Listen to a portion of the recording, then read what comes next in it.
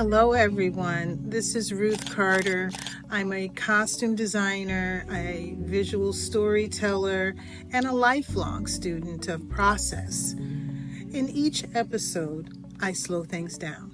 We talk about creativity, how it forms, how it survives, and how it connects us. This is not about perfection. It's about process. It's about belonging.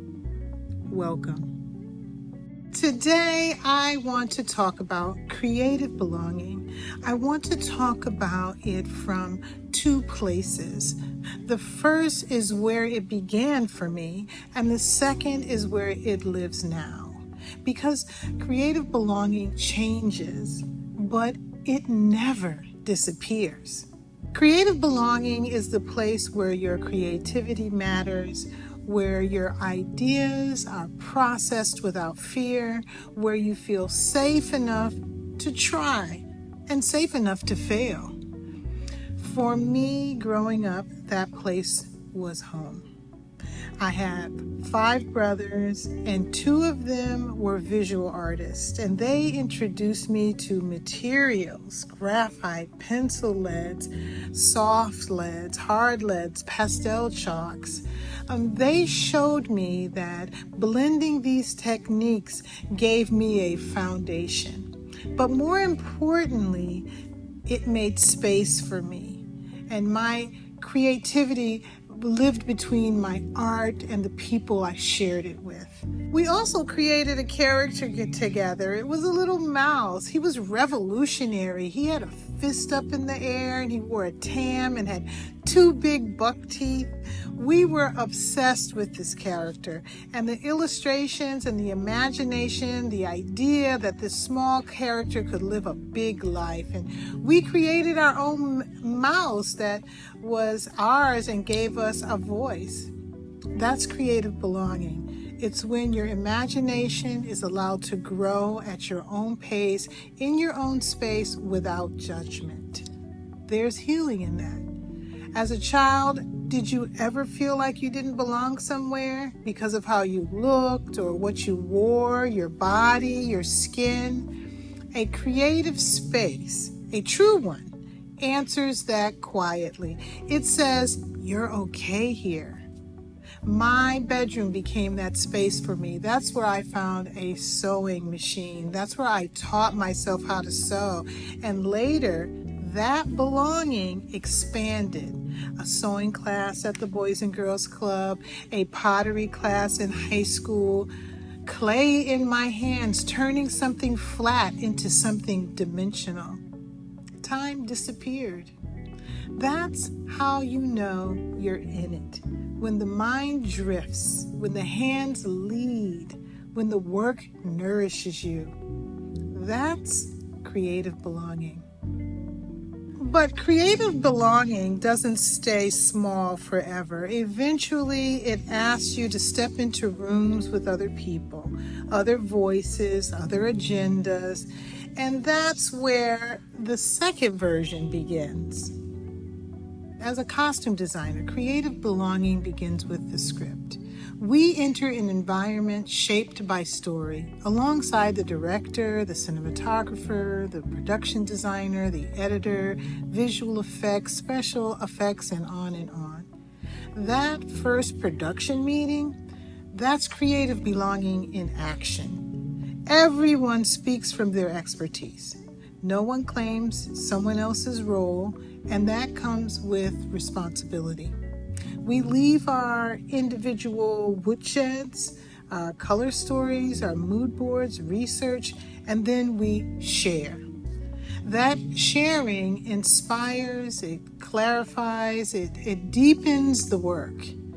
I remember working on Sinners and listening to Ryan Coogler talk about Mississippi, where his ancestors were from, and the wide open plains, the crops stretching for miles. That sense memory connected me to my own, and suddenly color became a conversation. Blues, reds, an American story. I thought about Romare Bearden, about collaging. I thought about Norman Rockwell, restraint and clarity. That's collaboration. That's belonging. Then there's another space, more intimate, the fitting room. This is where the actor enters the conversation. They see boards on the walls. They understand what kind of movie we're making. And together, we talk about movement. We talk about walking and standing and being in these environments. This is where listening matters most because they perform in front of the camera. My costumes perform alongside them. Sometimes concepts change, sometimes they should. By the time we reach set, there should be no drama. The journey has already been taken together. Creative belonging here means trust.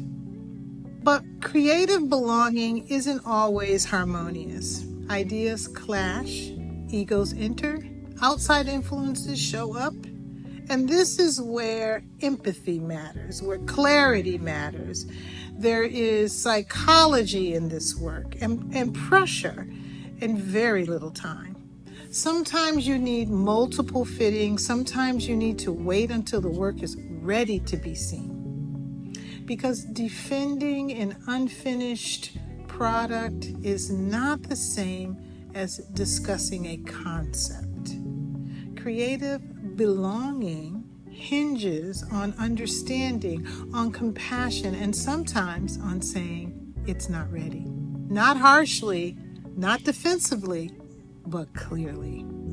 Because being hyper social, making everyone comfortable, can wear you down. Leadership requires boundaries. Belonging does not mean losing yourself. There are times when the project doesn't provide creative belonging. And then it becomes your responsibility. You find it elsewhere, maybe in an outside class, in art, in community. Sometimes you take a job because you need to, and that's okay. Knowing that truth has power too. The best work happens when there's cohesion.